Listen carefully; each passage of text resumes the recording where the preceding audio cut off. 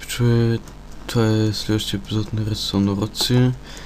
Бързам много за това, че ще ви го покажа набързо, само да намеря, даже не съм се го подготвил.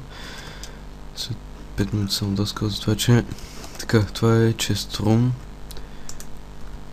Ето така се затваря и така се отваря. Значи ще ви обясня само системката за копчето и това другото, което е.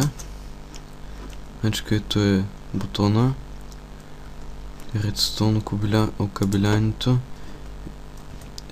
пистън стики, блок, репитър на никакъв дилей, пистън, който сочи на там, стики, един блок надолу, редстоун торч и тук вече, който ще предава сигнал. Сега ще ви покажа как действа.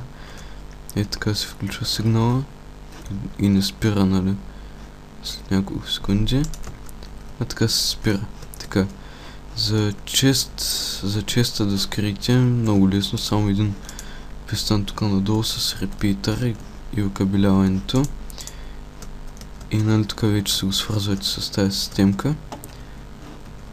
И просто е така се скрива. Сега ще ви покажа. Ето така. Тук не може да вземете, така влезете. Вземате който искате там, не? И затваряте. Така. Това е горе-долу. Много бързам и нямам много време да ви покажа целият chest room. Но мисля, че сами може да се справите. Не е толкова трудно. Това беше от мен.